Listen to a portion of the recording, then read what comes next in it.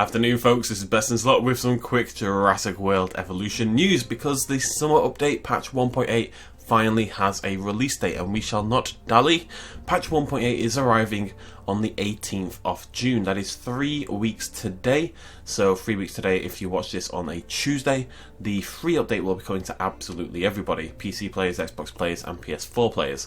PS4 players have maybe been a little slow to get updates in the past, so we'll have to keep an eye on that.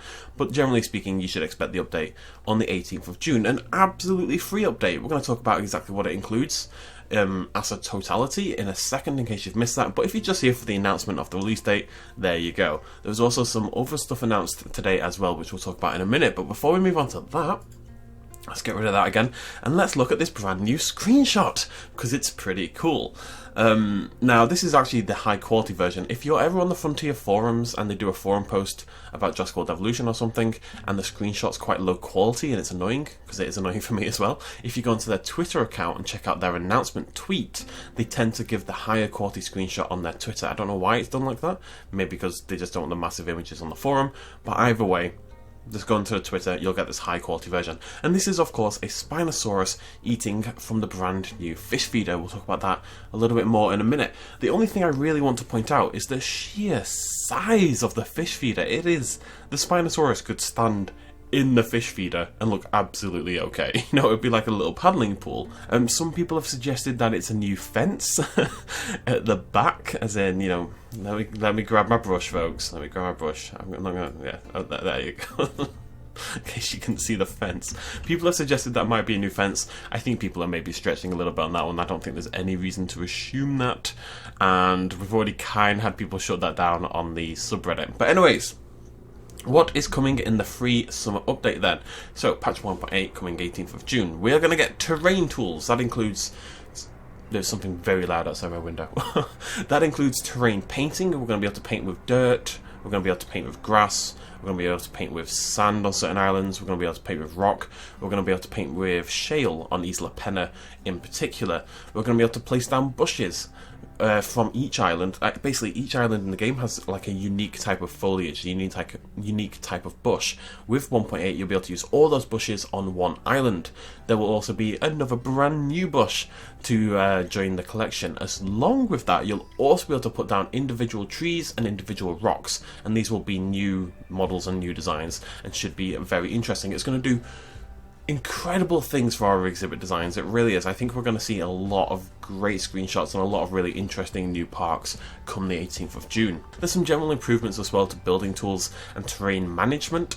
There's like a contour system coming in for your hills, so you can see, you know, the depth of your hills and stuff like that. And when you're trying to place buildings, you'll be able to see what it is blocking them from being placed. It isn't the perfect fix. Everyone who plays this game knows that the building placement is kind of a pain in the ass, but it's at least a step in the right direction. We also have the wetland mechanics, which is of course what we're looking at right here. Not only is there a feeder for your Spinosaurids, which is Spinosaurus, Baryonyx, Suchomimus, and yes, the Spinoraptor. They will all be able to eat from the fish feeder. The forum post, the announcement for 1.8 says that they will prioritize eating from the fish feeder. So they'll still be able to eat from the normal carnivore feeders, of course, but they will prioritize eating from fish feeders if there are indeed fish feeders in the game. The other part of the wetland mechanic is that your exhibits, in order to keep your Spinosaurids happy, will have to have a certain amount of water in them. You need to give them this lovely wetland kind of feel because it suits those dinosaurs really well. So you need to flood your exhibits with water, keep your dinosaurs nice and happy. Gyrosphere gates. Oh, it is worth mentioning. This update will apply to all existing parks. So if you have Spinosaurus or any of the other Spinosaurids in your parks and they're not in the wettest exhibits, I would go and get them a little bit damper just in case. Otherwise you're going to have some very angry dinosaurs.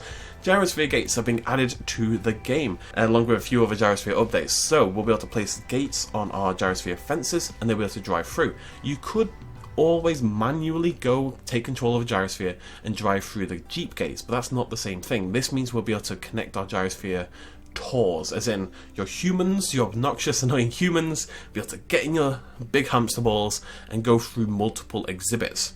Of course, they announce this as soon as I finish my Gyrosphere Park. They do it on purpose. Other improvements to the Gyrosphere are things like you'll be able to control how many gyrospheres you have going at once. You'll be able to turn your head a lot more when inside the gyrosphere, which is really actually a big deal, honestly. And they've removed the pointing hands that pop up in your face every 5 bloody seconds when you're driving the gyrosphere, which again is really cool. We are also going to have challenge randomization. This is something I think more people should be talking about. It's very exciting, and there are more updates we believe coming to challenge mode over than this, but we'll have to wait and see on that one.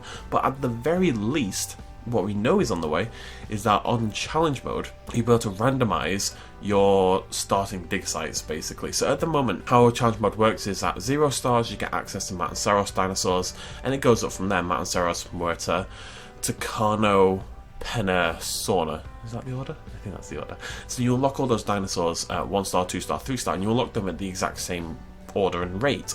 Now, we don't know if that bit is going to change, the later bits, but we know that the dinosaurs you get at 0 stars, the dinosaurs that you open your park with, are going to be randomized if you turn on this feature. It is an optional feature, but we know that will be able to be randomized. And the reason this is really cool is 2 reasons. Is A, Jurassic mode, challenge mode, has been kind of figured out. You make, if you want to do it properly, you make the same dinosaurs every single time at certain star limits, you know? I don't want to say correctly, but if you're doing it in the most efficient way, the best way to win, because Jurassic mode can be difficult, you basically get the same dinosaurs every time. But the point is, why that's so exciting is it's taking us a little bit closer to a JPOG style, a Jurassic Park Operation Genesis style playthrough, wherein you load it into your island, you got some random dinosaurs, and past there you would choose your dig sites. It gives a lot more replayability to the mode, because that lack of dig site randomization is really the main problem at the moment. Talked much more about that than I intended to. The final part of 1.8 is the new Dino AI. I'm very excited about the randomization, okay? The new Dino AI. So this ties in a little bit to what I just said. One of these parts is that the sauropods will no longer be scared of large carnivores. Large carnivores in this game can't kill sauropods. The only one that can is the Indominus Rex. So it doesn't really make much sense that your sauropods get scared by the large carnivores because they can't do a bloody thing to them. You know, a Brachiosaurus being scared of a Ceratosaurus is silly. It could just kick it in the face if it felt the need. You know, it's a lovely Brachiosaurus. It's not going to do that, but it could do it if it wanted to. So they'll no longer get scared by those, which means your Ceratosaurus, Dilophosaurus, and Diplodocus exhibits will become a lot easier in challenge mode. The other part of the Dino AI update, the main part that we know of, is the changes to the Pachycephalosaurids. That's your Pachycephalosaurus, your Stygimoloch, and Georgia-Corex. These tough little Pachycephalosaurids, boneheaded bros, Friotux, whatever you want to call them, used to get taken down by small carnivores super easily. You know, your Troodons, your Velociraptors and stuff like that. Now with the new Dino AI update, they'll be able to actually fight back. That means new animations, new kill animations, I believe new... don't know if it's a new animation, the small carnivores on the Pachycephalosaurids, but I believe it has been at least reworked a little bit to fit better or something like that.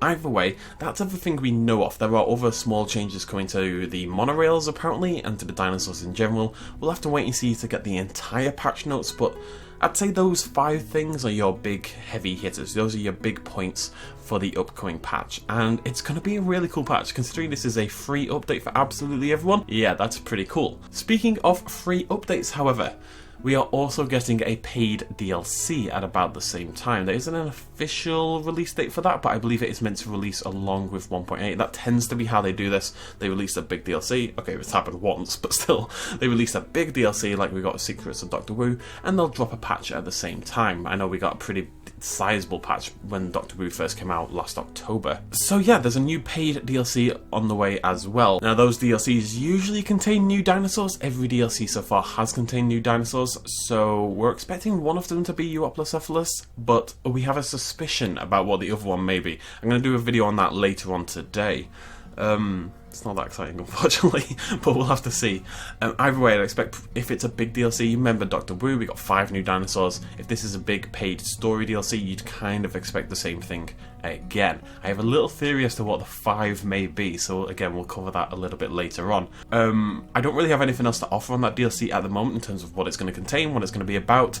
Of course, everyone is kind of holding their breath right now. If you remember, there was a bit of a 4chan leak a couple of months back or something like that. We did talk about it on the channel, and I shut it down. I will say, I said I don't believe the leak. I don't think it's true. Since I said that, some other things have happened, which kind of support it, but I still don't believe it.